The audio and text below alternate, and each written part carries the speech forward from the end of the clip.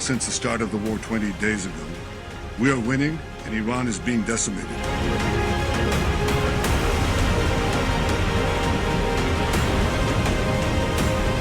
In Rising Line, we destroyed missiles, and we destroyed a lot of the nuclear infrastructure.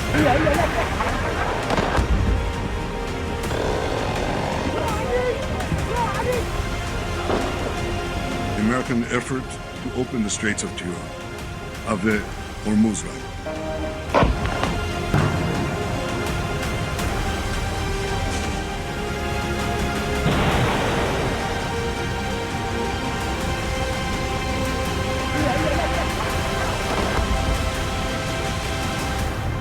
There's still more work to do, and we're going to do it.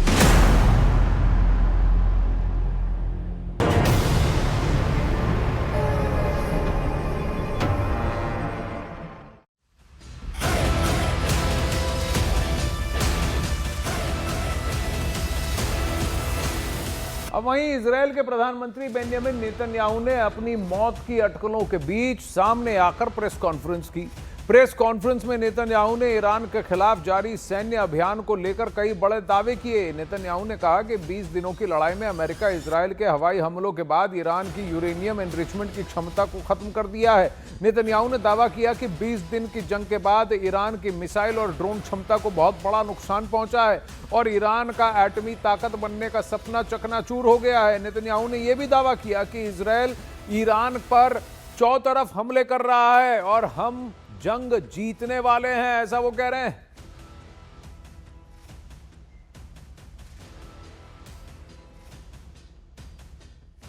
Despite the fake news that is unfortunately being spread since the start of the war 20 days ago, we are winning and Iran is being decimated.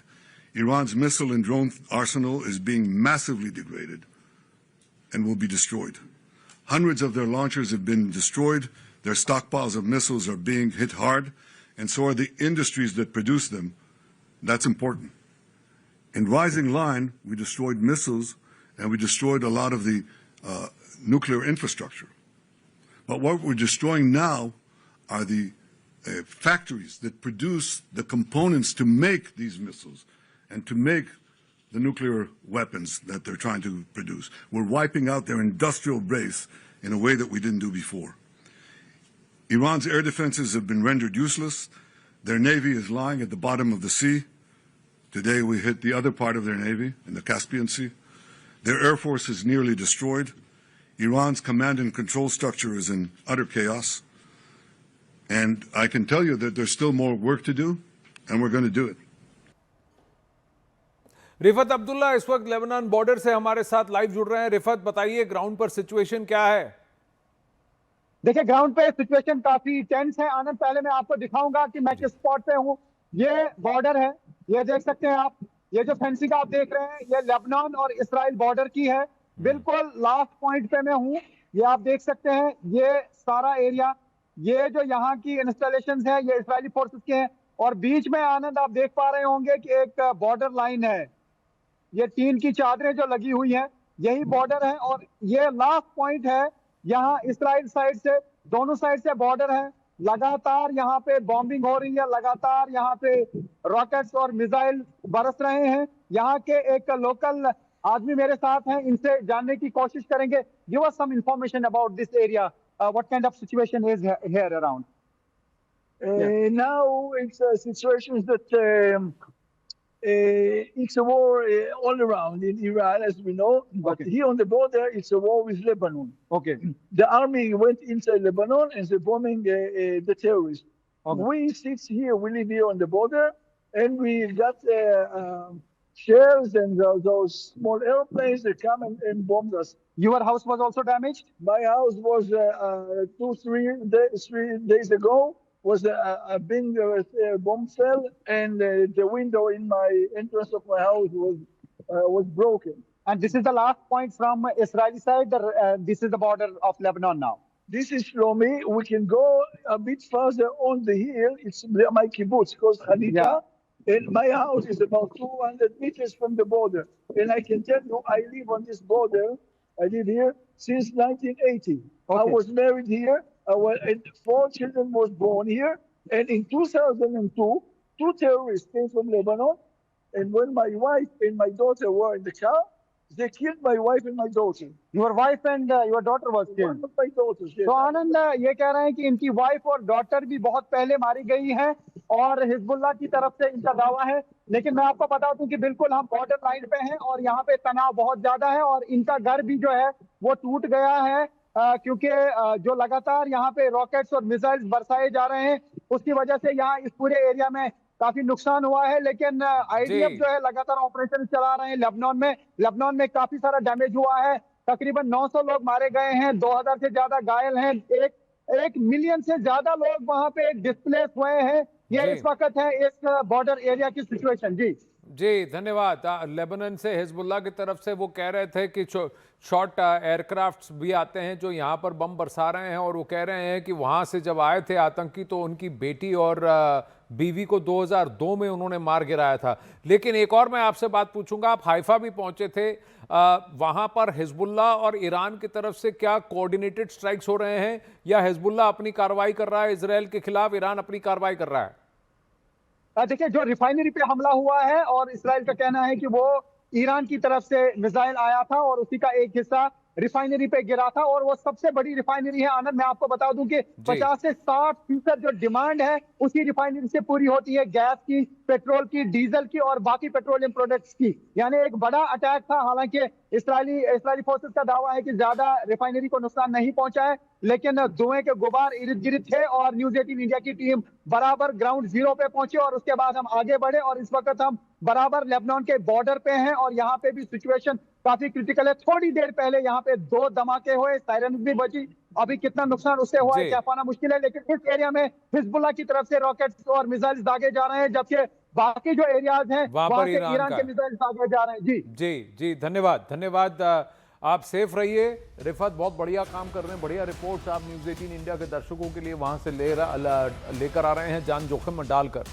देखिए viewers, middle east में जारी जंग के बीच Israel के प्रधानमंत्री Benjamin Netanyahu को लेकर एक बड़ी अफवाह तेजी से फैल रही थी। दावा यह किया जा रहा था कि उनकी मृत्यु हो गई और वो भी आज से 5-7 दिन पहले। लेकिन अब खुद बेंजामिन नेतन्याहू सामने आए हैं और उन्होंने इन सभी दावों को सिरे से खारिज कर दिया। नेतन्याहू ने यह भी कहा कि इस जंग में अब ईरान की हार लगभग तय हो चुकी है।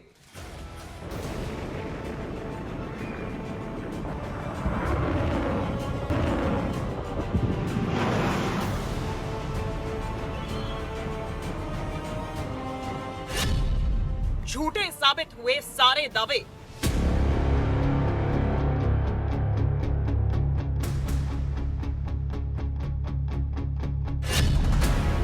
अफवाहों का हुआ अंत, कैमरे के सामने आए नेतन्याहू।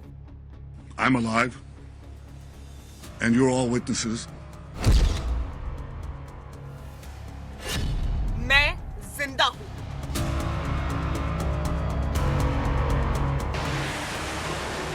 मिडिल ईस्ट इस वक्त भीषण टकराव के दौर से गुजर रहा है।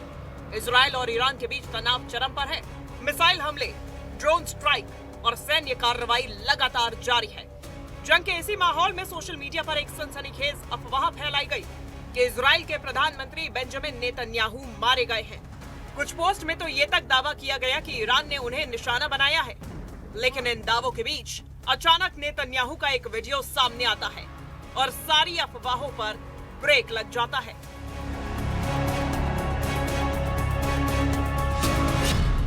जंग के बीच मौत की खबर, सामने आ गए नेतन्याहू।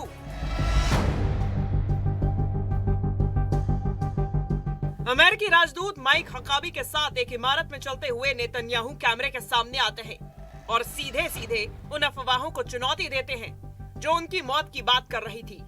इससे पहले भी एक वीडियो को लेकर सवाल उठे थे। कहा गया कि वो एआई से बना है, यहाँ तक कि उंगलियों की गिनती तक पर बहस छिड़ गई थी। ऐसे में इस नए वीडियो के जरिए नेतन्याहू ने न सिर्फ अपनी मौजूदगी साबित की, बल्कि दुनिया को साफ संदेश दिया कि वो पूरी तरह सुरक्षित हैं और ईरान के खिलाफ जंग में डटे हुए हैं। I'm alive, and you're all witnesses. Now that I dispatched this piece of fake news, I want to give you an update on Operation Roaring Lion. Under President Trump's visionary leadership, America and Israel are acting together in Iran with great determination and unprecedented strength. Operation Rising Lion is designed to remove the existential threats posed by the Ayatollah regime, the regime that has waged war against America and Israel and the people of Iran for 47 years. It chants death to America, death to Israel, and it delivers death to its own people. जंग के नतीजे पर Netanyahu का बड़ा दावा।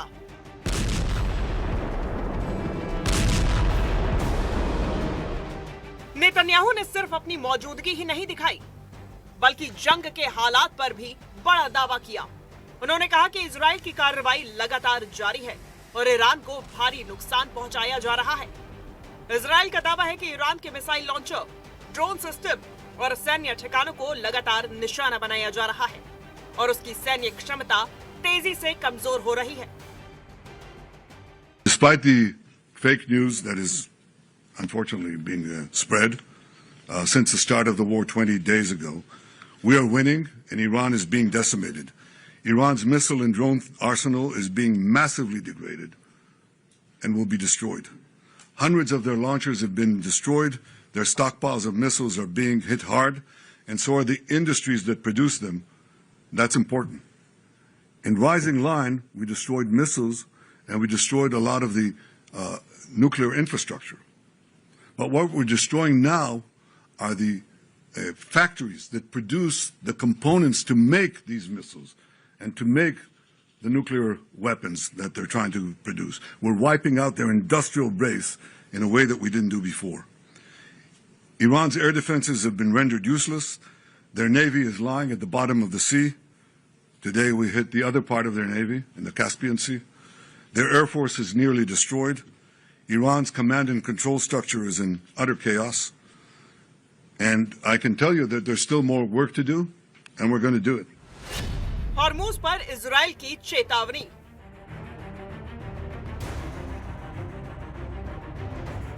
जंग का असर अब सिर्फ इजराइल और ईरान तक सीमित नहीं रहा, बल्कि अंतर्राष्ट्रीय समुद्री रास्तों तक पहुंच गया है।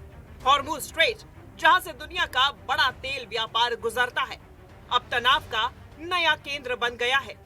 नेतन्याहू ने आरोप लगाया कि ईरान इस रास्ते को बंद करने की धमकी देकर दुनिया को ब्लैकमेल करना चाहता है, और अगर उसके पास परमाणु हथियार होते तो खतरा और भी बड़ा हो सकता था। The death cult in Iran is trying to blackmail the world by closing a key international maritime route, the Straits of Hormuz. It won't work. Israel is helping in its own way, and intel and other means, the American effort to open the Straits of Hormuz, rather. But I want to ask you to imagine how the Ayatollah regime would be able to blackmail the entire world if they had ballistic missiles with nuclear warheads. Just imagine what they would do. Look at what they're doing now and imagine what they would do if they had ballistic missiles, international range ballistic missiles, and nuclear-tipped warheads. Just imagine what a great threat that would be. So today, Israel and the United States are protecting America, Israel, the entire Middle East, but I venture to say the entire world. Middle east में हालात फिलहाल बेहद नाजुक बने हुए हैं। Israel और Iran के बीच टकराव थमने के कोई भी संकेत नहीं दिखाई दे रहे। आने वाले दिनों में ये जंग और तेज हो सकती है, क्योंकि दोनों पक्ष अपनी सैन्य ताकत और रणनीति को और आक्रामक बना रहे हैं। हॉर्मूज जैसे अहम समुद्री रास्तों पर बढ़ता तनाव पूरी दुनिया की चिंता बढ़ा रहा है। ऐसे में नजर अब इस बात पर है कि क्या कूटनीति इस आग को थाम पाएगी या फिर संघर्ष अब तक के सबसे बड़े क्षेत्रीय संकट में बदल जाएगा।